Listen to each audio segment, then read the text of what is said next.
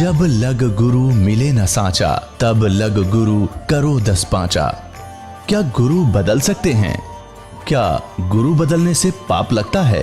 आध्यात्म के इस मैदान में आखिर सही गुरु कौन है? गीता जी में वर्णित तत्वदर्शी संत कौन है?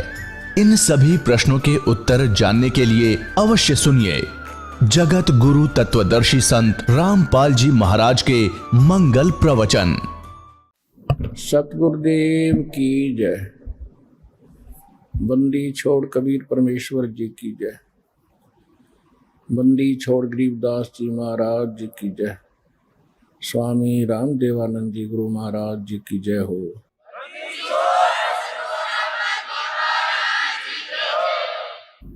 गरीब नमो नमो सतपुरुष को नमस्कार गुरु के नहीं। सुर नर मुनि जन साधुआ संतों सर्वस दी नहीं। सतगुरु साहेब संत सब डंडो तम प्रणाम। आगे पीछे मज हुए तिनको जा कुर्बान। नराकार निर्विषम काल जाल भय भंजनम। निर्लेपम निज निर्गुणम अकल अनुपवेशोन्दनम। सोहम सुरति समाप्तम सकल समाना नीर्तल। उज्ज्वल हिरंबर हरदमम बेपरवाह अथा है। वार पार नहीं मध्यतम। गरीब जो सुमर सिद्ध होई। गणनायक गलता ना करो अनुग्रह सोई। पारस पद परवाना। आदि गणेश मनाऊं गणनायक देवन देवा। चरण कमल लो लाऊं आदंत करूं सेवा। परम शक्ति संगीतम हृदय सिद्धि दाता सोई। अवगत गुण अतीतम सत्य पुरुष निर्मोही। जगदम्बा जगदीशम मंगल रूप मुरारी।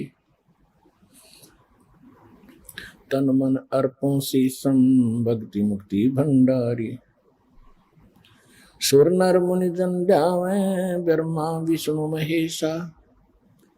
शेष शेष मुख गावे पूज्य आदि गणेशा। इंद्र कुबेर सरीखा वरुण धर्म राय ध्यावे। समर्थ जीवन जी का मन इच्छा फल पावे। 33 कोटि अधारा ध्यावे शेष 88। उतरे बहुजल पारा कट है यम की फांसी। 33 कोटि अधारा ध्यावे शेष 88। ही उतरे बहुजल पारा कट है यम की फांसी। कर जोरों विनती करूं धरूं चरण पर शीश।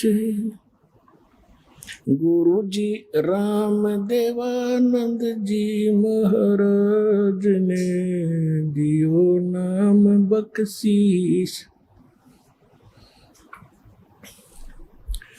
कोटि कोटि सिजदा करूं कोटि कोटि प्रणाम। चरण कमल में राखियो मैं बंदी जान गुलाम।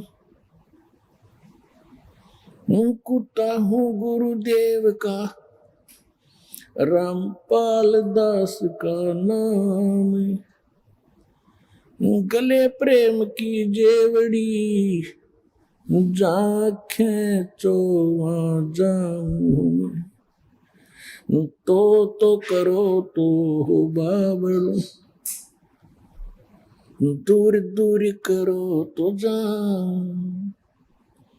जो राखो तो हीर हूँ। जो देवो सो खाऊं। परम पिता परमात्मा पूर्ण ब्रह्म सर्व सृष्टि के रचने वाले कबीर परमेश्वर जी की असीम रजा से आप उस परमात्मा की चंद पुण्यात्माएं परमेश्वर की महिमा सुनने के लिए उन्हीं की कृपा से आज सत्संग के अंदर उपस्थित हुए। धन्य है आपके पूर्व जन्म के शुभ संस्कार, जिनके परिणाम स्वरूप आप सत्संग में विराजमान हुए। धन्य है आपके माता पिता, जिनसे आपको ऐसे शुभ समय में मानव शरीर प्राप्त हुआ। अब सत्संग के अंदर आने से प्राणी को ज्ञान होता है कि मानव शरीर किस लिए प्राप्त हुआ था। क्योंकि जब ये बालक रूप में आत्मा संसार के अंदर माँ के गर्भ से आता है, उस समय इस काल भगवान की व्यवस्था से त्रिगुणमयी माया के प्रभाव से रजगुण ब्रह्मा जी, सतगुण विष्णु जी, तमगुण शिव जी, ये मिलकर के एक त्रिगुणमयी माया कहलाती है। इसके कुप्रभाव से हम अचेत हो जाते हैं। हम अपने पूर्व जन्म की सब बातें भूल जाते हैं। फिर हम जिस भी समाज में जन्म लेते हैं, जिस भी धर्म में हम जन्म लेते हैं, जिस भी कंट्री में, देश में या प्रदेश में हम जन्म लेते हैं, हम फिर उन्हीं परंपराओं से रंग दिए जाते हैं नए सिरे से। फिर हमें वही भाषा अच्छी लगती है, वही कल्चर अच्छा लगता है, वही ज्ञान अच्छा लगता है, वही भगवान अच्छा लगता है। फिर हम धीरे धीरे सियाने होते हैं, बड़े होते हैं। अब तो एजुकेटेड भी हो गए हैं, शिक्षित भी हो गए। जब हम सत्संग सुनने के लिए कहीं भी साधु संतों के पास जाते रहे या कोई धार्मिक ग्रंथ हमने पढ़े, सभी अपने अपने भगवानों को पूज रहे होते हैं, फिर भी कहते हैं परमात्मा एक है, कुल का मालिक एक है। तो फिर हम असमंजस में पड़ जाते रहे कि कुल का मालिक एक है, तो वो वही है जिसको हम पूज रहे हैं। जो भी जिस धर्म से संबंधित प्राणी है, वो जिस भी देव को पूजता है, उसकी इस भगवान रूप में उसको पूजता है, तो ये समझ बैठता है कि यही है वो कुल का मालिक। तो पुण्यात्माओं, सत्संग में आने से आपको ज्ञान होता है कि भगवान कौन है। जिसको हम कुल मालिक कहते थे, वो कौन है, उसका नाम क्या है। सत्संग तो आप पहले भी सुनते थे।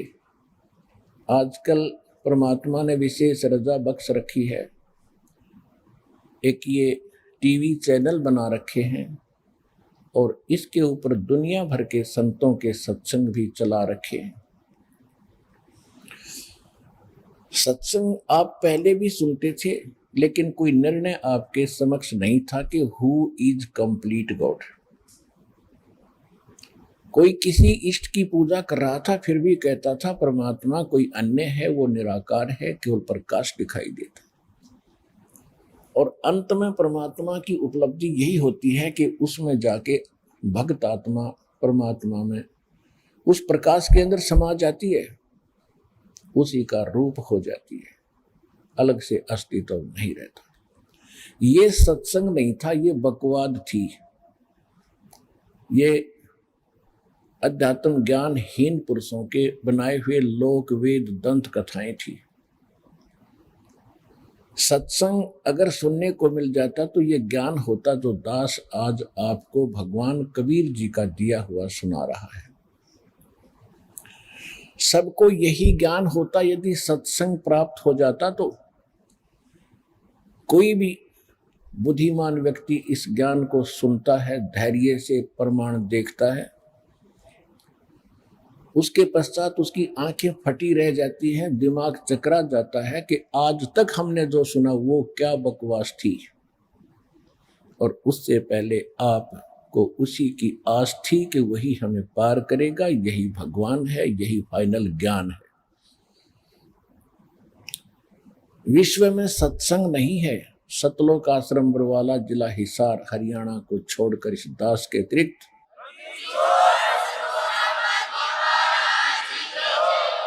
पूरे विश्व में कोई सत्संग करने वाला नहीं है।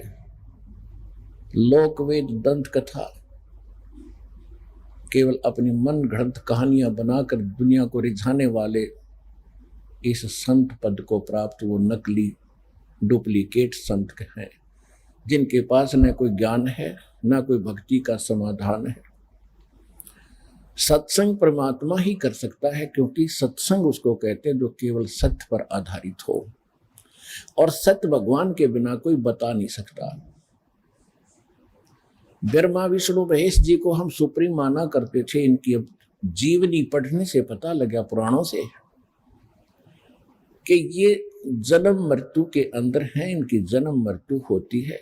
ये सुप्रीम गॉड नहीं है, ये कंप्लीट गॉड नहीं है, पूर्ण परमात्मा नहीं है, सबके सृजनहार नहीं है। इनके भी माता पिता है, और जो ज्ञान हमें प्राप्त था पुराणों का वो ब्रह्मा जी का दिया हुआ था। तो ब्रह्मा जी भी जन्म मृत्यु के अंदर हैं, और पुराण के अंदर देवी पुराण में 3रे स्कंद में जिस समय नारद जी से व्यास जी ने पूछा कि हे मुनि जी, आप तो ब्रह्मा जी के पुत्र हैं और ब्रह्मा जी पूर्ण विद्वान हैं, आप कृपा मुझे सृष्टि की उत्पत्ति की जानकारी दीजिए, और इस सृष्टि में कौन पूज्य देव है वो बताइए। नारद जी ने कहा, व्यास जी, मैं आपको वो ज्ञान सुनाना चाहता हूं जो मैंने अपने पिता ब्रह्मा जी से पूछा था। ब्रह्मा जी को ये सभी आज तक हिंदू धर्म के जो भक्त श्रद्धालु हैं वो पूर्ण विद्वान मानते रहे, और व्यास जी को बड़ा अच्छा लगा कि आज मुझे उसके पुत्र के मुख से आज सच्चाई जानने को मिलेगी, क्योंकि पिता पुत्र तो रोजाना ही चर्चा करते रहते हैं। नारद जी ने कहा कि मैंने जो अपने पिता से प्रश्न किया था, जो आपने मुझसे किया है, यही प्रश्न मैंने किया था। उसने क्या जवाब दिया? उसने कहा कि बेटा नारद, जो विषय में तूने मुझे पूछा है इसके विषय में मैं क्या जवाब दूं, क्योंकि जब मेरा जन्म हुआ मैं कमल के फूल पर बैठा पाया था। मुझे नहीं मालूम मेरा जनक कौन है, मुझे नहीं मालूम मैं यहां किसने उत्पन्न कर दिया। मैंने बहुत समय तक इस कमल को भी नीचे ऊपर जाकर देखा, कहीं इसका और छोर मिला नहीं। फिर आकाशवाणी हुई कि तप करो। मैंने 1000 वर्ष तक तप किया। इससे जो दास आपको बताना चाहता है कि ब्रह्मा जी खुद कहते हैं कि मुझे अपने ही जन्म का नहीं मालूम, मेरा जन्म कैसे हुआ, मेरा पिता कौन है, मेरा जनक कौन है। तो इससे सिद्ध है कि जो आज तक पुराणों के आधार से हमें ज्ञान देते थे वो इनकम्प्लीट था। इसी प्रकार आपको देवी पुराण के प्रथम स्कंद में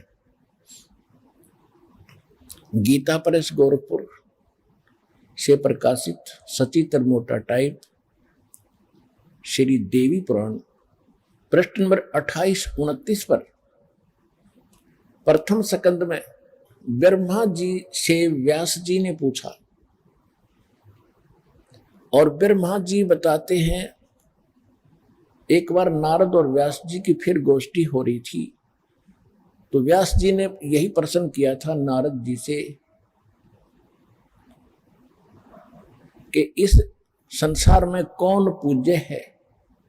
नारद जी ने बताया कि एक समय मेरे पिता ब्रह्मा जी को बड़ा आश्चर्य हुआ कि भगवान श्री विष्णु जी तपस्या कर रहे थे। उन्होंने उनसे पूछा कि हे भगवान, आप विष्णु जी तो सबके पालक हैं, सबके जनक हैं, सर्वशक्तिमान हैं, फिर आप किसकी पूजा कर रहे हो?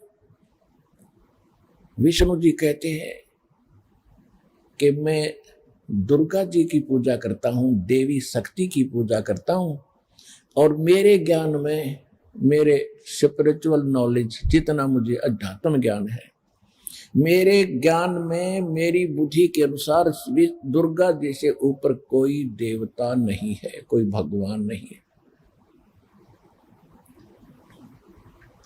पुण्यात्मा, ये कोई दास मन ग्रंथ कहानियां नहीं सुना रहा आपको, अपने पवित्र सदग्रंथों के गूढ़ रहस्य आपके रूबरू कर रहा हूं, और बहुत बार आपको टीवी पर भी दिखा चुका हूं, प्रमाणित कर चुका हूं, और आगे भी करता रहूंगा।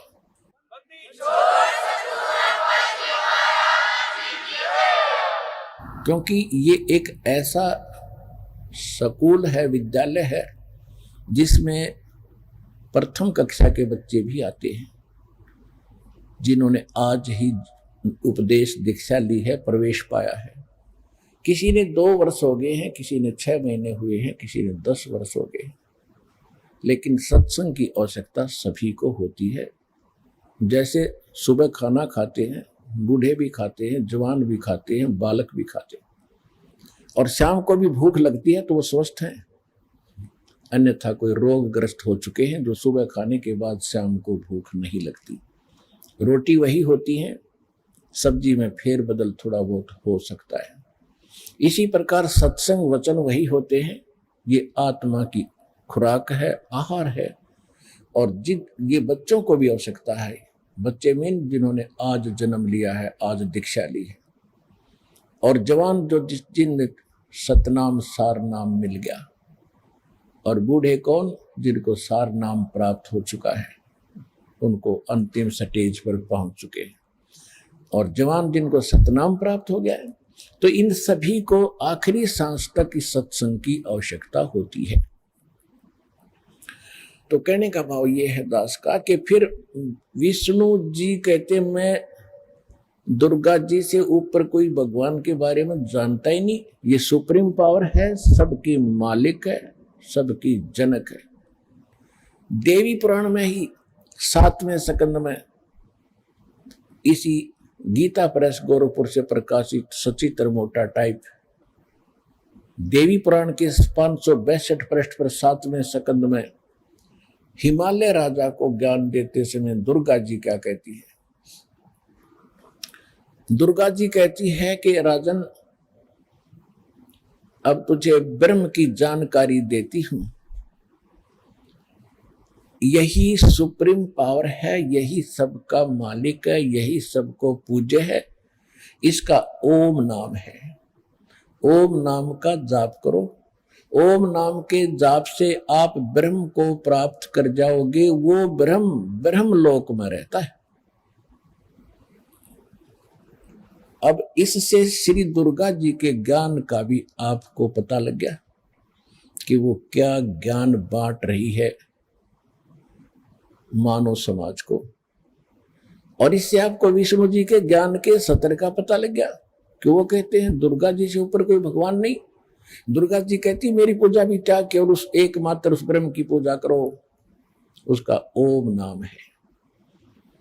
ओम नाम के जाप से उसको पा जाओगे, वो ब्रह्म लोक में रहता है। श्रीमद् भगवत गीता देखो, सदग्रंथ सभी अच्छे हैं। जैसे प्राइमरी यानी 5वीं कक्षा तक के भी किताबें जो बुक हैं, जो कायदे हैं, ABCD के जो बुक हैं, वो भी बुक है। और फिर 10वीं तक की जो किताबें हैं वो भी बुक है, वो भी सिलेबस है। उसके आगे फिर और जो अन्य सिलेबस है, ऊपर की पढ़ाई भिन्न हो जाती है, लेकिन उनका सहयोग साथ रहता। जो ABC हमने सीखी है, जो क ख हमने सीखे हैं, इसी प्रकार जो पुराण है, ये जो सिलेबस है, ये 5वीं कक्षा तक का समझो। और वेद जो है आगे जो वेद है वो समझो मैट्रिक 10वीं तक का सिलेबस है। उसके बाद फिर सूक्ष्म वेद है जो गॉड गिवन है, परमात्मा ने स्वयं अपने मुख कमल से यहाँ आकर बोला है, वो सत्संग है। उसको तत्व ज्ञान कहते हैं, उसको सूक्ष्म वेद कहते हैं, उसको सत्य ज्ञान कहते हैं, उसको सत्संग कहते हैं। उसके अंदर जो है वो कंप्लीट पढ़ाई है। उसके अंदर एक खासियत और है कि उसमें यही सभी 18 पुराण जितने भी उपनिषद उस समय तक बन चुके थे, जिस समय परमात्मा ने आके सूक्ष्म वेद को पुनः हमें बताया। सन 1398 के बाद 5 वर्ष की आयु में परमात्मा ने, यानी सन 1405 में वो अपने 5 वर्ष की आयु में ये ज्ञान सुनाना शुरू कर दिया था। कौन से भगवान ने? अनंत कोट ब्रह्मांड का एक रति नहीं भारे, सतगुरु पुरुष कबीरे हैं ये कुल के सिरजनहारे। वो कौन कबीर? गरीबदास साहिब जी को परमात्मा मिले थे, सचखंड लेकर गए थे, सतलोक फिर वापस छोड़ा था। सभी ज्ञान से, सभी ऊपर के लोगों से परिचित करा के फिर उन्होंने उस प्यारी आत्मा को शरीर में छोड़ा था। तब क्या कहा था? हम सुल्तानी नानक तारे दादू को उपदेश दिया, जात जुलाहा भेद न पाया वो काशी माहे कबीर हुआ। उस परमात्मा ने, काशी वाले धानक ने, उस दुल्हे भगवान ने जो ज्ञान दिया उसमें एक विशेषता है कि उसमें सभी 18 पुराण, 11 उपनिषद, महाभारत, चारों वेद, श्रीमद् भगवद गीता, कुरान और बाइबल, इन सभी का ज्ञान उसके अंदर समावेश है। और भक्ति परमात्मा पाने का कंप्लीट कोर्स है उसके अंदर। पुराणों में इनकम्प्लीट, वेदों में भी इनकम्प्लीट, श्रीमद् भगवद गीता में भी इनकम्प्लीट, क्योंकि ये कंप्लीट स्पिरिचुअल नॉलेज नहीं है, ये पूर्ण अध्यात्म ज्ञान युक्त नहीं है। प्रमाण के लिए श्रीमद् भगवद गीता अध्याय नंबर 4 के श्लोक नंबर 32 और 34 में स्पष्ट कर दिया है। ये गीता ज्ञान दे कौन रहा है? ये ब्रह्म दे रहा है, ब्रह्म। इसमें स्पष्ट कर दिया है कि परमात्मा स्वयं अपने मुख कमल से आकर, वो पूर्ण परमात्मा, सारी सृष्टि का रचनहार सच्चिदानंद घन ब्रह्म, अपने मुख कमल से जो यहाँ प्रकट होकर ज्ञान बोलता है, वो सच्चिदानंद घन ब्रह्म की वाणी होती है। उसको तत्व ज्ञान सूक्ष्म वेद कहते हैं। वो सत्संग रियल है, सत्य है, अन्य झूठे सत्संग है उसके अतिरिक्त। और उसके अंदर यज्ञों यानी धार्मिक अनुष्ठानों की जानकारी विस्तार के साथ बताई गई है। गीता ज्ञानदाता कहता है कि अर्जुन, उस ज्ञान को तू, चौथे अध्याय के 34वें श्लोक में जो भगवान स्वयं बताता, जिसमें कंप्लीट कोर्स है, जिसमें संपूर्ण अध्यात्म ज्ञान है, उस ज्ञान को तू तत्वदर्शी संतों के पास जाकर समझ। उनको दंडवत प्रणाम करने से, कपट छोड़कर निष्कपट भाव से प्रसन्न करने से, वो तत्वदर्शी संत तुझे परमात्म तत्व का ज्ञान कराएंगे, यानी तत्व ज्ञान का उपदेश करेंगे। इसे सिद्ध हो गया कि गीता का ज्ञान कंप्लीट नहीं है। और गीता चारों वेदों का, ऋग्वेद, यजुर्वेद, सामवेद, अथर्ववेद और ये चारों वेदों का वो निष्कर्ष है। यजुर्वेद अध्याय नंबर 40 के श्लोक नंबर 10 में स्पष्ट किया है कि कोई तो परमात्मा को संभवात कहता, संभवात माने जन्म लेता है, श्री राम और कृष्ण रूप में अवतार, जैसा ये मानते हैं। और कुछ कहते हैं कि वो असंभवात है, वो जन्म लेने वाला है ही नहीं, अजन्मा है, और वो निराकार है, वो जन्म नहीं लेता। वो कैसा है? परमात्मा साकार है या निराकार है, जन्म लेता है या नहीं लेता है, उसकी जानकारी वो तत्वदर्शी संत बताते हैं, उनसे सुनो। तो इससे सिद्ध हो गया कि ये कंप्लीट नहीं है, एक संपूर्ण ज्ञान नहीं है हमारे श्रीमद् भगवत गीता और वेदों में। तो इससे सिद्ध हो गया कि ये कंप्लीट ज्ञान नहीं है। तो कंप्लीट यानी संपूर्ण ज्ञान वो परमात्मा स्वयं बताते हैं। अब आपको बताते हैं कि जैसे दुर्गा जी ने कंप्लीट ज्ञान अपना बता दिया, जो जितना वो जानती हैं कि ब्रह्म से ऊपर और कोई भगवान नहीं, कोई शक्ति नहीं, उसका ओम नाम है और उसका जाप करो। ओम के जाप से ब्रह्म की प्राप्ति होगी, ब्रह्म रहता ब्रह्मलोक में। अब श्रीमद् भगवत गीता चारों वेदों का निष्कर्ष है और कलयुग के अंदर इसको समझने, चारों वेदों को समझने का एक आसान तरीका बनाया गया। इसमें गीता अध्याय नंबर 8 के श्लोक नंबर 13 में गीता ज्ञान दाता कहता है, ओम इति एकाक्षरम ब्रह्म व्यवहारन मामनुसमरण ये परियाति तजन देहम सयाति परमाम गतिम। मुझ ब्रह्म का एक ओम मंत्र है और कुछ नहीं, इति बस। और इसका अंतिम श्वास तक सिमरण कर, उच्चारण करके सिमरण करता हुआ जो शरीर छोड़कर जाता है, वो ओम से मिलने वाली परम गति को प्राप्त होता है। ओम से क्या प्राप्ति होती है, ये दुर्गा जी ने देवी पुराण में बता ही दिया कि ब्रह्मलोक प्राप्ति होती है और ब्रह्म का ये जाप है। और ये गीता ज्ञानदाता खुद कहता, श्री कृष्ण जी में प्रवेश करके ये बोल रहा है, जो ब्रह्मा विष्णु महेश के पिताजी हैं। इसने प्रतिज्ञा कर रखी है कि मैं कभी किसी के समक्ष अपने वास्तविक रूप में नहीं आऊंगा। गीता अध्याय नंबर 7 के श्लोक नंबर 24 और 25 में यह स्पष्ट भी करता है कि मैं अपनी योग माया से छुपा रहता हूं। यदि श्री कृष्ण ये भाषा बोलते तो श्री कृष्ण तो सामने खड़े थे, वो छुपे कहां किसी से। यदि श्री कृष्ण गीता जी का ज्ञान दे रहे होते तो ये शब्द नहीं बोलते।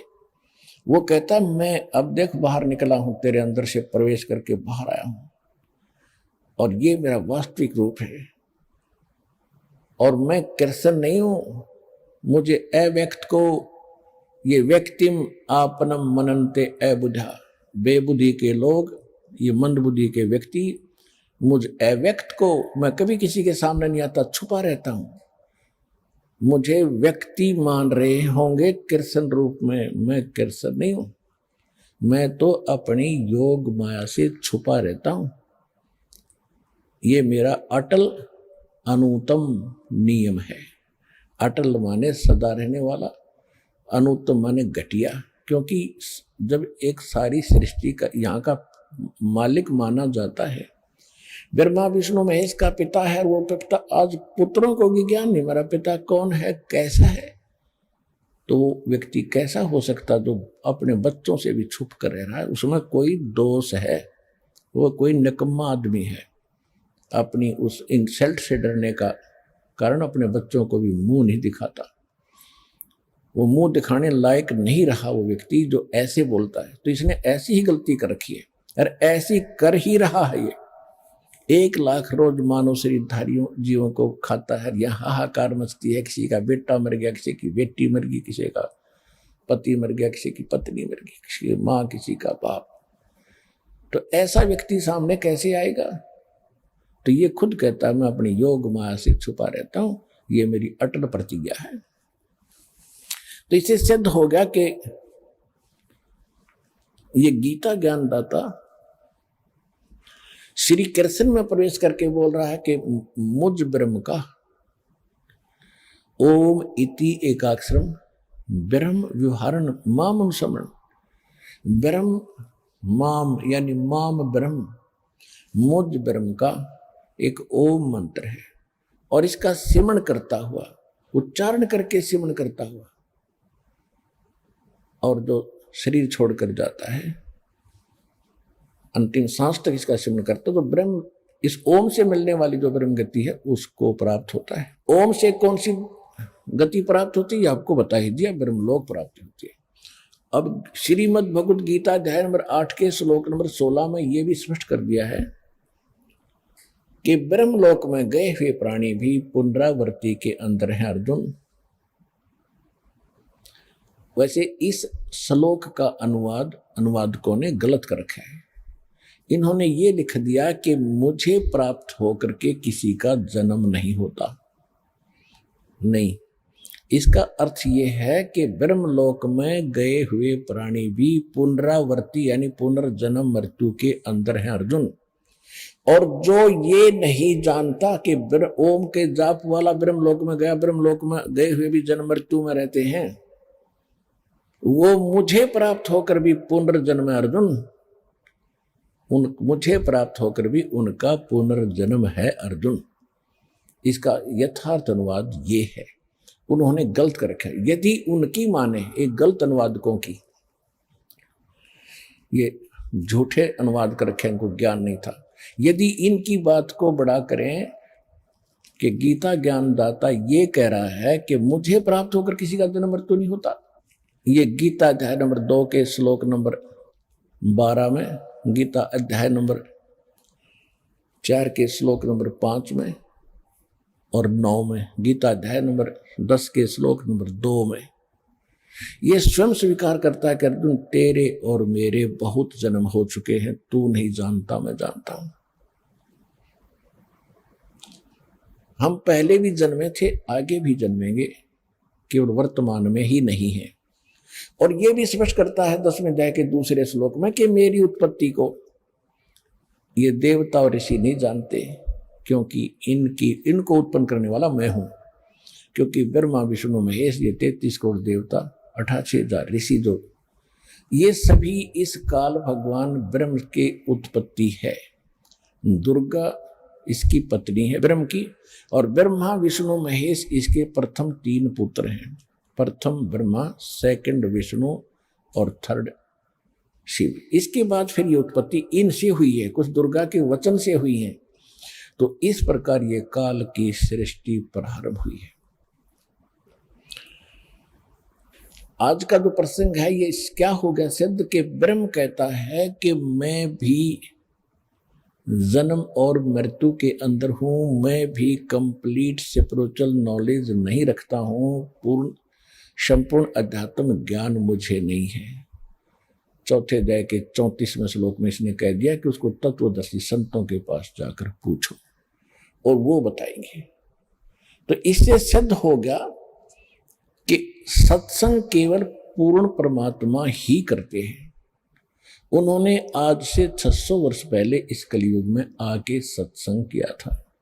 परमेश्वर कबीर जी ये पूर्ण परमात्मा है, सच्चिदानंद घन ब्रह्म है। इनको संत भाषा में सत्पुरुष कहते हैं।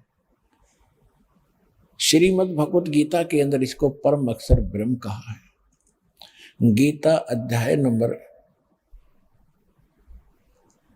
7 के श्लोक नंबर 29 में गीता ज्ञान दाता कहता है, वैसे तो गीता अध्याय नंबर 7 के अंदर बहुत कंप्लीट ज्ञान है, बहुत अच्छा ज्ञान है। इसमें यह भी स्पष्ट किया है कि जो अर्जुन मैं ज्ञान तुझे देने जा रहा हूं, इसको जानने के बाद फिर कुछ भी जानना शेष नहीं रह जाएगा। इसमें क्या बताया है 7वें अध्याय के 12 से लेकर 15 तक तो ब्रह्मा विष्णु महेश इन देवताओं की भक्ति करने वालों की स्थिति बताई है, उनका क्या होगा। इसमें स्पष्ट किया है कि रजगुण ब्रह्मा, सतगुण विष्णु, तमगुण शिव जी, इन तीनों के द्वारा जो भी हो रहा है उसका निमित्त कारण मैं हूं, मेन कारण। कौन? ब्रह्म। ब्रह्मा जी से क्या होता है? यहां जीवों की उत्पत्ति करते हैं प्राणी, वासना वश होकर के, जीव के बस की बात नहीं।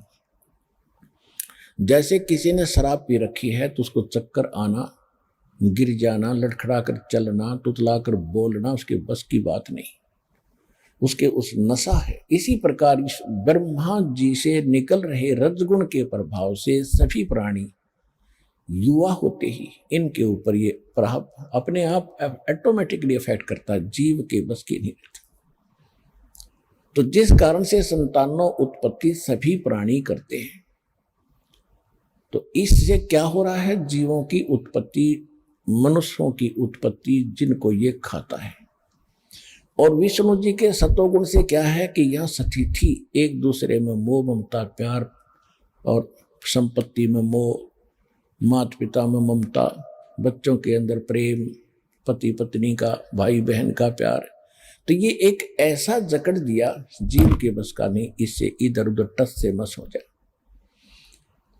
और तीसरे देवता का आपको पता ही है क्या करता है, सबको मारता है, हर फिर भी हम इनको पूजते हैं। बताओ हमारी कल्प पत्थर पड़ गए थे। तो क्या कहता है गीता ज्ञानदाता यानी ब्रह्मा विष्णु महेश का पिता के रजगुण ब्रह्मा, सतगुण विष्णु और तमगुण शिव जी के द्वारा जो भी इन तीनों गुणों से जो कुछ हो रहा है उसका मुख्य कारण मैं हूं, परंतु मैं इनमें नहीं और ये मुझ में नहीं, क्योंकि ये इनसे अलग रहता है और इनको बना दिया इन्होंने, एक एक गुण युक्त पैदा कर दिया। ये बहुत बार आपको सृष्टि रचना में बताया है ये कैसे रजगुण बने, कैसे सतगुण बनाए, कैसे तमोगुण बनाए, और इनसे जो कुछ हो रहा उसका निमित्त कारण मैं हूं, क्योंकि इसने 1,00,000 मानव शरीरधारी प्राणियों को खाना पड़ता है।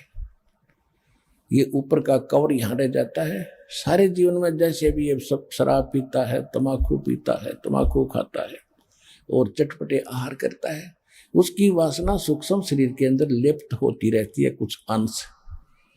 जैसे बादाम की गिरी खाने की होती है, ऊपर का छिलका नहीं, तो ये ऊपर का छिलका ये यहाँ छोड़ देता है, अंदर से वो गिरी निकाल कर तपतशिला यानी एक तवी के ऊपर, बहुत बड़ा तवा है पत्थर का, उसके ऑटोमेटिक गर्म रहता है, उस पर पटक देता है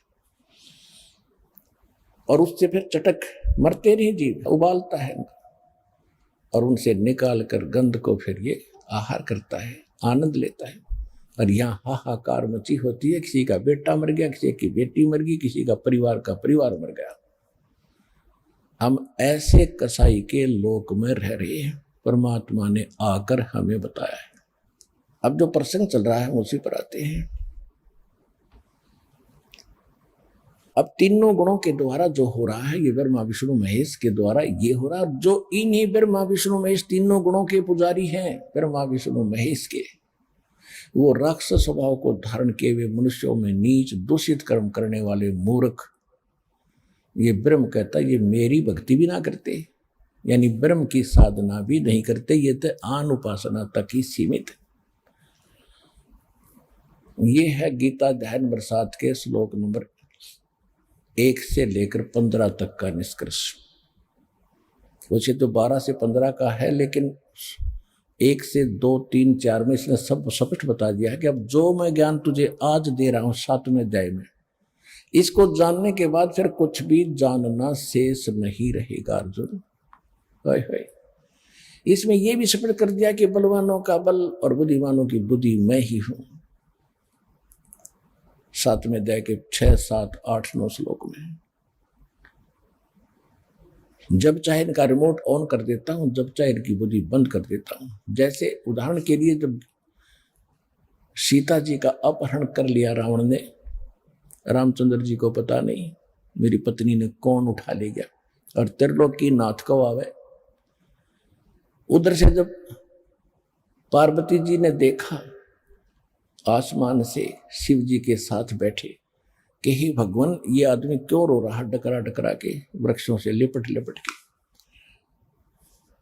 तो श्री शंकर भगवान ने कहा कि इंसान नहीं है, ये विष्णु भगवान के हैं स्वयं, इनकी पत्नी गुम हो गई है इसलिए रो रहे हैं, सीता गुम हो गई है।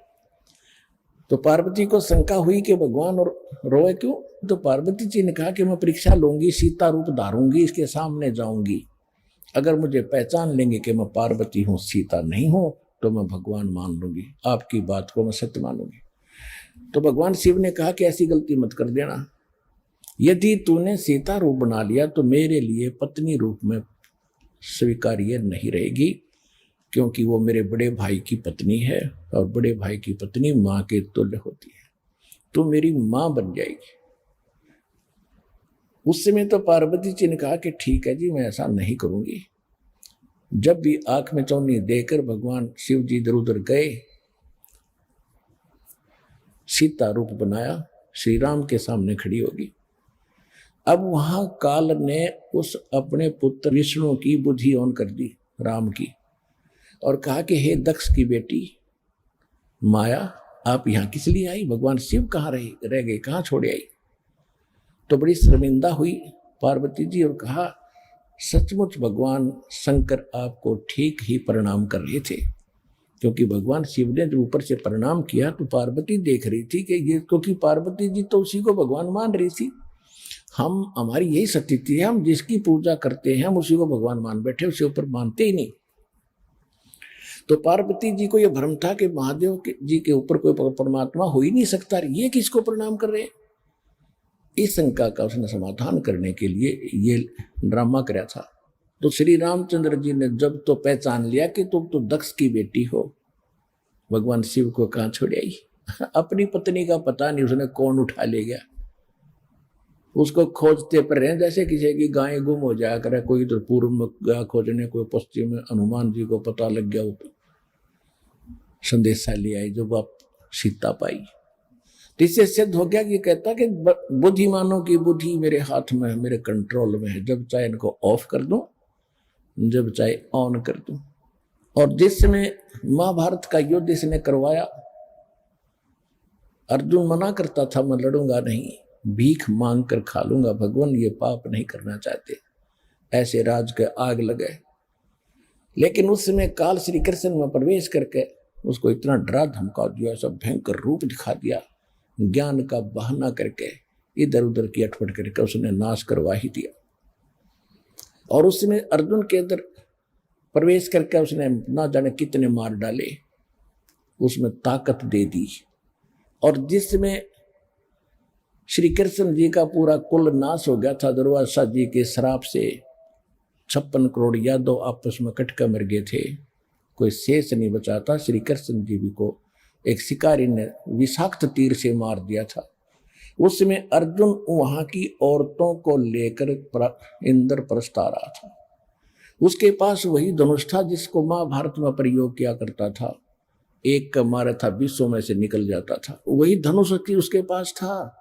जंगली लोगों ने आके उनको घेर लिया, अर्जुन को पीटा, बहुत सी औरतों को उठा ले गए, उनके गहने तोड़ ले गए, और वो योद्धा अर्जुन खड़ा खड़ा कांप रहा है, धनुष उठाने की चेष्टा करता, धनुष नहीं उठ रहा है।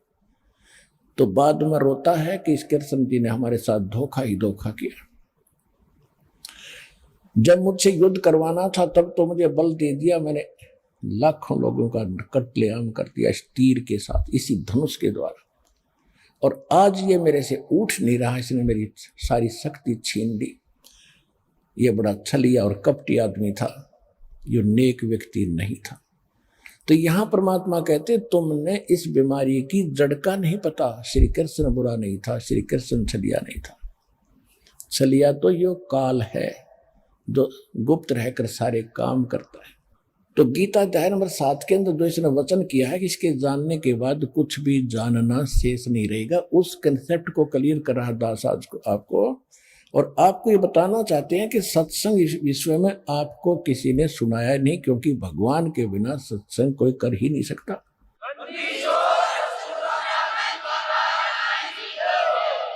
और भगवान 600 वर्ष पहले सत्संग करके गए थे और वो लिपिबद्ध हो गया था, वो सुख संवेद सच्चिदानंद घन ब्रह्म की वाणी, कबीर वाणी। और उस ज्ञान को आज अपने दास को बुद्धि दी है, जो दास समझ सके उस भगवान के गूढ़ रहस्यों को दिए हुए उसके ज्ञान को।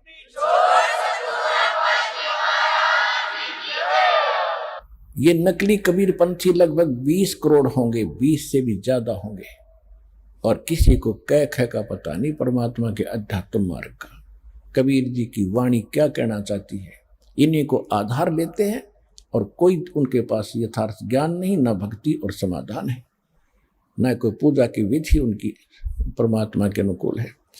तो जो प्रसंग चल रहा है कि 7वें अध्याय के 12 से लेकर 15 तक में स्पष्ट कर दिया है कि तीनों गुणों रजगुण ब्रह्मा सतगुण विष्णु तम गुण शिव जी की जो पूजा करते हैं वो राक्षस स्वभाव को धारण किए हुए मनुष्यों में नीच दूषित कर्म करने वाले मूर्ख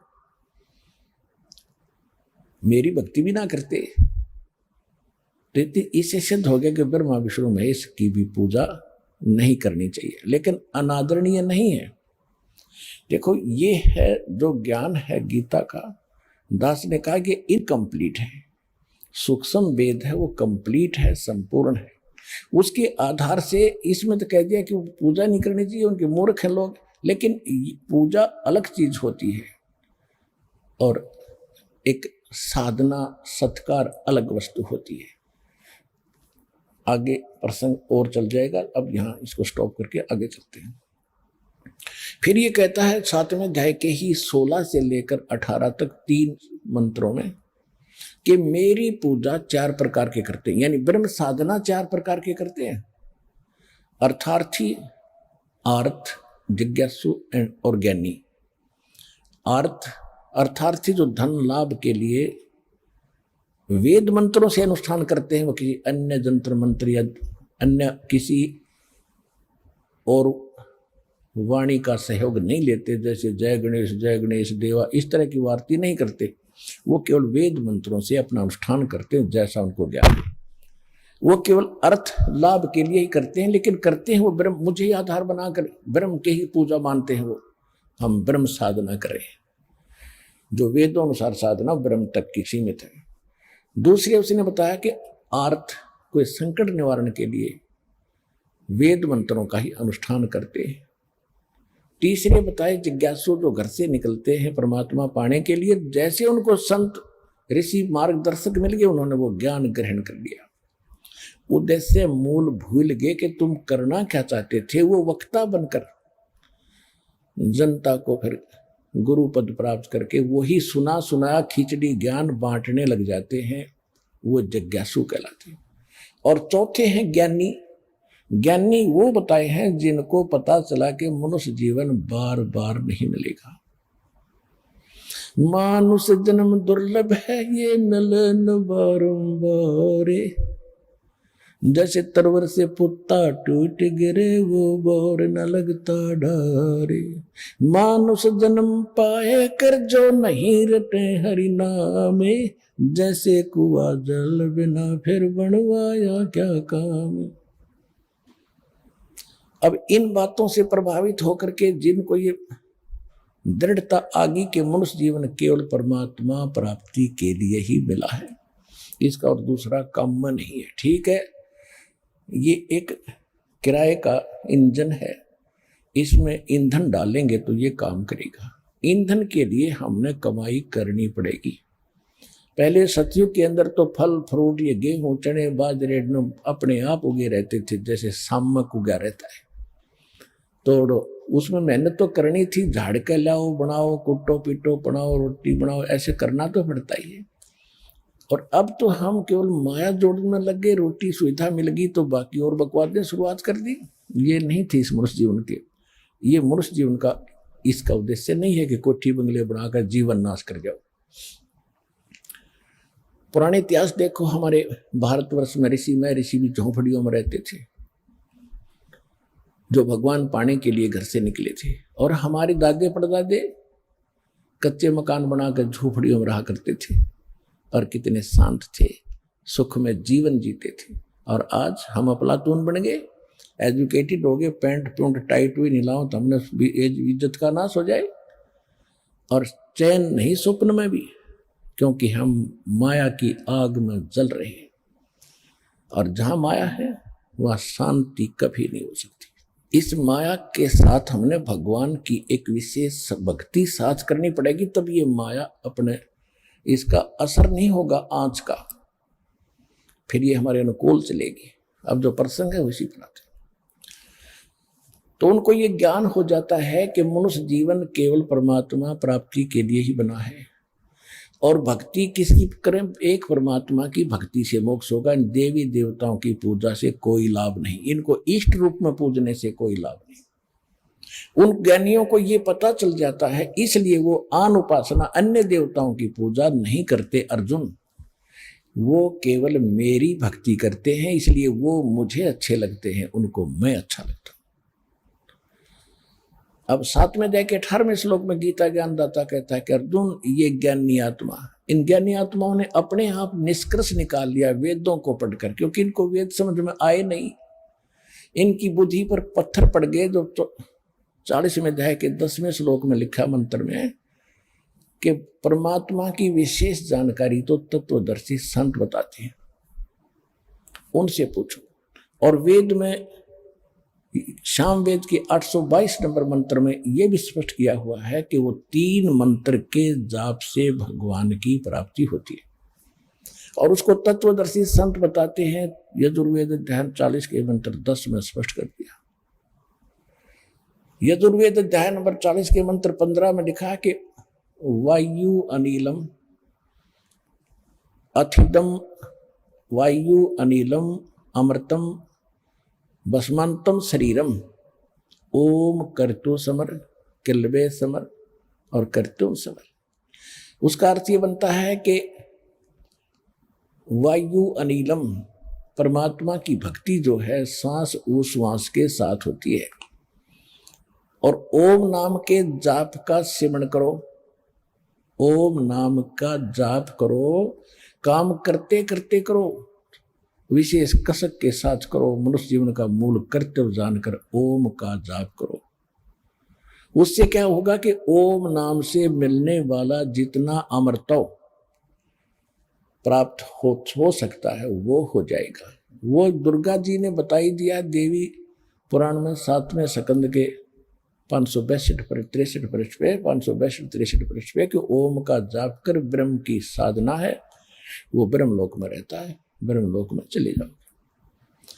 अब इन्होंने आगे भी पढ़ा होगा 40वें अध्याय यजुर्वेद के 40वें अध्याय के 17वें श्लोक में कहा, जो वेद ज्ञानदाता कहता है कि पूर्ण परमात्मा तो प्रोक्ष है, वो तो गुप्त है, और मैं ब्रह्म हूं, मेरा ओम नाम है, और मैं ब्रह्मलोक में रहता हूं। आकाश में खम्भ माने ब्रह्मलोक रूपी दिव्य आकाश में मैं रहता हूं। अब इन्होंने इस ओम नाम को परमात्मा का मूल मंत्र मान लिया और ब्रह्म को सुप्रीम पावर पूर्ण परमात्मा मान लिया अज्ञानता से। इसके विषय में परमात्मा ने खुद कहा है कि गुरु बिन काहू न पाया ज्ञाना, जो थो था भूस छड़े मोहड किसाना। गुरु बिन वेद पढ़े जो प्राणी, समझन सार रहे अज्ञानी ही रहे। इसी श्री देवी पुराण के अंदर सचित्र मोटा टाइप गीता प्रेस गोरखपुर से प्रकाशित 414 पृष्ठ पे व्यास जी बता रहे हैं कि राजन जन्मेजय को कि राजन सतयुग में ब्राह्मण वेद के पूरे विद्वान होते थे और वो दुर्गा की पूजा करते थे। खाक विद्वान थे वेद के, सतयुग के ब्राह्मण, और दुर्गा की पूजा करते थे। और दुर्गा कहती है ब्रह्म की पूजा करो, वो वहां तक भी बुद्धि ना छीन की। ये सारे माया जोड़ू थे, सिद्धि शादी प्राप्त करके प्रभु पा के गए, फिर गधे बन के घूमा यहीं पर। जो प्रसंग चल रहा है कि वो इन्होंने ओम नाम को फाइनल मान लिया। और फिर ये हठ योग कहीं है नहीं किसी भी अपने प्रमाणित ग्रंथ के अंदर। जो तपस्या करते हैं ब्रह्मा जी, विष्णु जी, शिव जी को आप देखते हो, पुराणों में प्रमाण है कि 12,000 वर्ष तक विष्णु जी ने तप किया। श्री कृष्ण जी ने भी सैकड़ों वर्ष घोर तप किया पुत्र प्राप्ति के लिए। और किसी भी वेद या गीता में हठ योग का प्रावधान नहीं है, और ना सूक्ष्म वेद में। तो ये हठ योग कहां से आया? जब ब्रह्मा जी कमल के फूल पर बैठा था, खुद बता रहा है कि मुझे आकाशवाणी हुई तप करो तप करो। जब तक तो ब्रह्मा जी को वेद भी ना मिले थे, इसने तप किया। तो उस तप की आकाशवाणी भी इसने पूर्ण परमात्मा की मान ली, वेद में नहीं है, न गीता में। गीता अध्याय नंबर 17 के श्लोक नंबर 6 और 7 8 में स्पष्ट किया है कि जो शास्त्र विधि को त्याग कर तो मनमाना आचरण करते वो हैं तो नालायक आदमी। फिर भी वो 3 प्रकार के होते हैं। अब उनकी अपनी अपनी वैरायटी बताई है। फिर कहा कि ये जो मनमाना घोर तप तपते हैं, ये मुझे भी और इस कमलों के अंदर बैठे जितने देव हैं उनको भी दुखी करते हैं, इनको घोर नरक में डालूंगा। तो ऐसा सिद्ध है कि इससे सिद्ध है कि इसको करना ही नहीं ऐसा। क्योंकि गीता ज्ञानदाता स्वयं कहता है 8वें अध्याय के 5वें और 7वें श्लोक में कि अर्जुन तू मेरा भक्त बन, मेरी भक्ति कर, युद्ध भी कर और सिमरण भी कर। यानी वही यजुर्वेद बता रहा है। यजुर्वेद 40वें अध्याय का 15वां मंत्र कहता है कि ओम कर्तु समर, यानी काम करते करते, और किलवे समर यानी कसक के साथ, कड़वाहट के साथ कर, और कर्तुम समर यानी अपना जीवन का मूल्य उद्देश्य समझकर ओम नाम का जाप करो। तो इसमें हठ योग नहीं है, ऐसे सूक्ष्म वेद में है। नाम उठत नाम बैठत नाम सोवत जागवे, नाम खोते नाम पीते नाम से ती लागवे। काम भी कर, भक्ति भी कर, सेवन भी कर, ये है मूल मंत्र। इसे हटकर जो अपने आप इन्होंने हठ योग शुरू कर दिया, ये लोकवेद और काल की ये गलत प्रेरणा है इनको। तो इन्होंने उस काल की आकाशवाणी के तप करो को भी वेद वाक्य मान लिया, और बाद में ब्रह्मा जी को वेद प्राप्त हुए, उनसे ओम मंत्र ले लिया, ओम मंत्र को पूर्ण परमात्मा का मान लिया। तो 7वें अध्याय के 18वें श्लोक में अब गीता ज्ञानदाता ब्रह्म कहता है कि ओम नाम का ये ज्ञानी आत्मा है तो श्रेष्ठ उद्धार है, क्योंकि इन्होंने अपना जीवन भी न्यौछावर कर दिया परमात्मा के पाने के लिए। लेकिन इनको तत्वदर्शी संत ना मिलने से ये मेरे वाली अनुतम यानी ब्रह्म से मिलने वाली, ओम नाम से मिलने वाली जो परम गति है, ये अनुतम है, क्योंकि इसमें जन्म मृत्यु ना तेरी मिटे अर्जुन ना मेरी मिटे।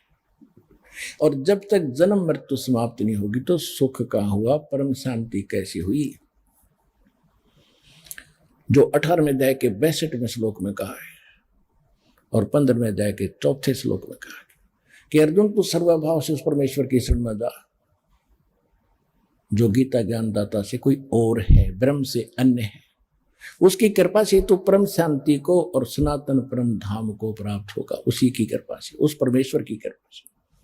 15वें अध्याय के 4थे श्लोक में स्पष्ट कर दिया है कि परम शांति किसे कहते हैं कि तत्वदर्शी संत की प्राप्ति के उपरांत तत्व ज्ञान रूपी शस्त्र के द्वारा इस ज्ञान को काट के।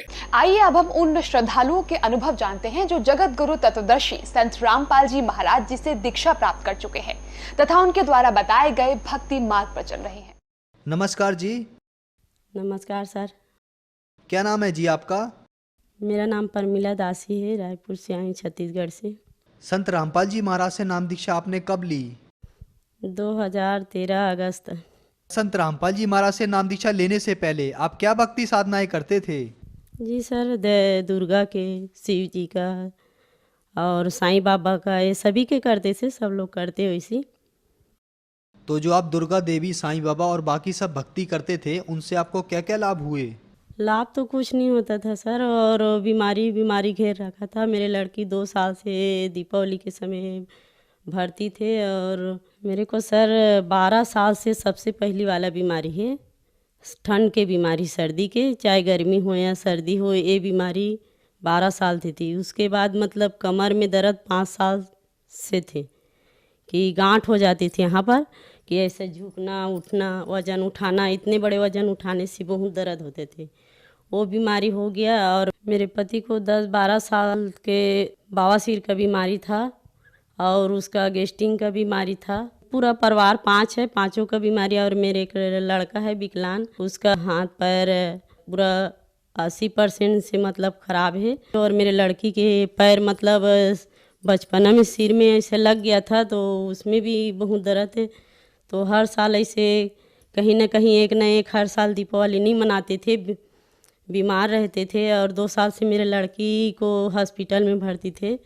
तो हम इस बीमारी के कारण ठीक से ना त्यौहार मनाते थे, ना खुशी मनाते थे। तो कभी कभी मेरे मन में आते थे, इतना भक्ति करते हैं दुर्गा के, शिव जी के और साईं बाबा के, फिर भी हम दुखी हैं। भगवान तो दुख को भी मतलब इतना भक्ति करते हैं, मंदिर दिवाला जाते हैं तो दुख को हरते हैं, पर यहाँ तो हमें कभी सुख नहीं मिले, दुखे ऐसे करके सोचते से सर। बहन जी, आपने बताया कि आपने पहले दुर्गा देवी, शिव जी की भक्ति की, लेकिन आपका पूरा परिवार दुखी था, कई सारी बीमारियों से आप जूझ रहे थे, तो फिर आप संत रामपाल जी महाराज की शरण में कैसे आए? हम ऐसे आए सर 5 6 7 महीना तक के सत्संग देख रहे थे। अचानक मेरे पति काम से आए और लगाए तो साधना चैनल लग गया। साधना चैनल से वो देखने लग गया। क्या है, बहुत दिन से उसका बचपन से रुचि था। गीता भागवत विष्णु पुराण रामायण वगैरह ये सब पढ़ने का बहुत शौक था, देवी भागवत। तो वो आके एक एक घंटा पढ़ता था और हम लोग की वो बोलते कि पढ़ो, ऐसे करके बच्चे लोग को भी। हाँ, मैं तो पढ़ी लिखी नहीं हूँ, मैं नहीं पढ़ती, साथ में इसे बैठे बैठे सुनती थी। फिर संत रामपाल जी महाराज के सत्संग देखा और मेरे पति कहा हाँ ये सत्संग तो बहुत अच्छा है, देखना चाहिए। तो हम लोग 2 बच्चा और मैं, तो उसको मना किया कि समझ में नहीं आ रहा है सत्संग, तो आप ऐसे करो, एक बार आप में ब्रेक आते हैं तो उसके बाद आप देखो और बाकी समय हम नाटक देखेंगे, पिक्चर देखेंगे। ऐसे कहते कहते 3 4 महीना हो गया। 3 4 महीना होते होते हम लोग को भी धीरे धीरे समझ आ गया। फिर सब के सब देखने लग गया। 9 महीना कम से कम देखे उसको सत्संग को रामपाल जी महाराज के। फिर हम लोग संत रामपाल जी महाराज के नाम दीक्षा ले ली बरवाला आश्रम में आके। बहन जी, संत रामपाल जी महाराज से आपने जब नाम दीक्षा ली तो क्या उसके बाद आपको कोई लाभ भी प्राप्त हुए? जी सर, बहुत लाभ हुए।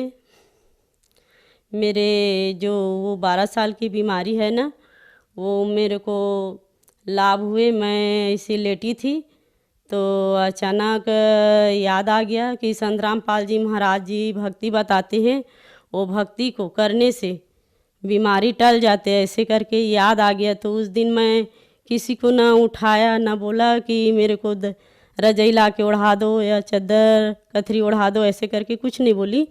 फिर मैं अपना भक्ति करने लग गई। जैसे ही एक माला जाप किए और तुरंत मेरे ठंड के जो बीमारी है ना वो हट गया। तो मेरे को लगा कि हाँ, संत रामपाल जी महाराज से नाम दीक्षा लेने से ये बीमारी हट गया। उसके बाद मेरे कमर के जो दर्द है, गांठ जो पड़े हैं, मैं ऐसे झुक नहीं सकती सी, उठ नहीं सकती सी। डॉक्टर लोग बोले कि वज़न वगैरह नहीं उठा पाएगी, नहीं आप सीढ़ी चढ़ पाएगी, ऐसे करके बोले। पर नाम दीक्षा लेने के बाद ना मैं सीढ़ी भी चढ़ पाती हूँ, वज़न उठा पाती हूँ, सारी काम कर लेती हूँ। अब दर्द वर्द बिल्कुल नहीं है। और उसके बाद सर मेरे लड़का टाइल्स मार्बल पहले लगाते थे, अब तो छोड़ दिए थे। तो तीनों काम करने जाते थे, मेरा लड़का और मेरे भगत जी। तो हाई फाई करंट है, जो कोयला के एक गोली बनाते वही वाला। तो एक खुला वायर को ऐसे हाथ से छुआ गया। छूने के बाद ना वो बोल नहीं पा रहा था, ना कुछ, ना चिल्ला उल्ला कुछ भी नहीं रहा था।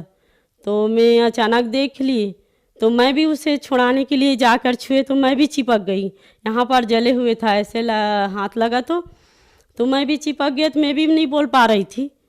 फिर भी अचानक ऐसे इशारा करा सेठ को, जिसका घर टाइल्स लगाने गए थे उसको। फिर वो जाके सुई जी निकाला। फिर मेरे बच्चे ऐसे पड़ाक से गिरा लड़का। और उसके बाद फिर वो 5 10 मिनट से ऐसे बेहोश टाइप के बैठे थे। उसके बाद घर आए काम करके। फिर वो चुपचाप, हम लोग देखने के सामने नहीं किए, दंडवत छुप के दंडवत किए। और फिर नाम दीक्षा लेने के लिए वो भी अपना मन को ठान लिया था। फिर 4 5 महीना के बाद वो भी नाम दीक्षा ले लिए। और मेरे लड़की के पैर में बहुत दर्द, थोड़ा बहुत चलते थे 1 2 किलोमीटर, फिर दर्द हो जाते थे। फिर एक दिन अचानक ऐसे बोली कि बेटी तुम भी नाम दीक्षा ले लो और गुरुजी से प्रार्थना करो कि मैं भी नाम दीक्षा लूँगी, अपने शरण में बुला लो गुरुजी, ऐसे करके बोल देना, ऐसे करके। फिर उस दिन से वो भी ऐसी दंडवत किया और बोले उस दिन से उसका पैर का दर्द वो भी ठीक हो गया। मेरे पति का बवासीर वो भी मतलब नाम दीक्षा लेने के बाद पूरा ठीक हो गया। और उसके बाद जो गैस्ट्रिक की बीमारी है, सारा रोज डेली सवेरे शाम ऐसे सिरप पड़े रहते, टेबलेट पड़े रहते। नाम दीक्षा लेने के बाद वो भी बवासीर ठीक हो गया और दवाई फेंक दिए। उसके बाद हम अचानक एक रोज़ टाइल्स लगाने जा रहे थे, दोनों, मेरे पति और मैं। तो अचानक ऐसे 4 क्रॉस रहते, गाड़ी इधर से आना जाना ऐसे करते, वहीं एक लड़का आया और हमारे गाड़ी को एक्सीडेंट कर दे। इतना ज़ोर से आवाज़ आया सर, इतना ज़ोर से आवाज़ आया कि सभी लोग इकट्ठा हो गया, दोनों हम लोग गिर गए गाड़ी से। और गिरने के बाद तो मेरा होश सांस कुछ नहीं था, गाड़ी के जो पैर रखने के है ना वो यहाँ मेरा पैर में गिर गया और मेरे भगत जी के पैर ऐसे यहाँ से फट गया, तो 4-5 टाँका लगे थे उनका पैर। फिर उसके बाद मेरा होश आया, उठाया मेरे भगत जी, तो मैं बोला जय बंदी छोड़ जय सदगुरु रामपाल जी महाराज, ऐसे बहुत ज़ोर ज़ोर से चिल्लाने लगा। चिल्लाने के बाद पुलिस वगैरह बहुत इकट्ठा हो गया, पूरा मोहल्ला के इकट्ठा होने के बाद बोले पुलिस लोग कि रिपोर्ट वोपोर्ट करवाएंगे क्या ऐसे करके। तो पुलिस को बोले कि नहीं, हमारा गुरुजी ऐसे नाम दीक्षा नहीं दिए हैं कि किसी को ना मारना है ना गाली देना है, प्यार से समझाना है ऐसे करके, तो हम लोग रिपोर्ट वोपोर्ट नहीं करवाएंगे ऐसे करके। तो पुलिस बोले कि जा बेटा इसको इलाज करवा दो ऐसे करके। फिर इलाज करवाने गए तो उनका सिलाई उलाई कराए, पट्टी वट्टी मलहम लगाए और मेरा पैर को एक अक्सरा करवाए। तो अक्सरा में बोले कि इसका क्रैक हो गया पैर ऐसे करके। वो क्रैक वाला 2-3 घंटा के बाद फिर और जांच करवाए ना, पट्टी करवाने के लिए गए तो क्रैक व्रैक कुछ नहीं था, बस नस बस फटे था पैर के मेरा। तो डॉक्टर बोले कि आपके पैर के नस फट गया है, काम वाम कुछ नहीं करना बहुत दिन तक के, और आप तो सीढ़ी उड़ी वजन चीज़ उठा ही नहीं पाएगी कभी ऐसे करके। तो मेरे 2 महीना नहीं लगा, महीना 1.5 महीना में ठीक हो गया और सारा काम करने लग गया, ये लाभ हुए। तो बहन जी, संत रामपाल जी महाराज से नाम दीक्षा लेने के बाद आपको लाभ प्राप्त हुए, तो जो जन समुदाय आपको देख रहा है आप उन्हें क्या संदेश देना चाहेंगे? सभी भाई बहनों को मैं संदेश तो नहीं दे पाऊंगी, संदेश तो परमात्मा देते हैं संत रामपाल जी महाराज जी। और हम प्रार्थना कर सकते हैं भाई बहन जितना भी मेरे से बड़े छोटे हैं उसको हाथ जोड़ के करवत प्रार्थना कर सकती हूँ कि जल्दी से जल्दी संत रामपाल जी महाराज से नाम दीक्षा ले और अपना मुख छकराओ।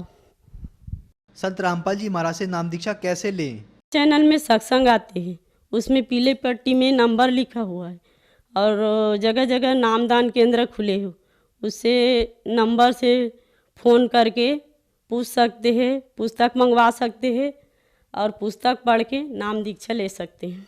बहन जी, आपने बताया कि संत रामपाल जी महाराज से नाम दीक्षा लें। सन 2014 में मीडिया में ये दिखाया गया कि संत रामपाल जी महाराज के आश्रम में नाम दीक्षा के लिए कुछ पैसे लिए जाते हैं। आपसे कितने पैसे संत रामपाल जी महाराज से नाम दीक्षा लेने के समय लिए गए?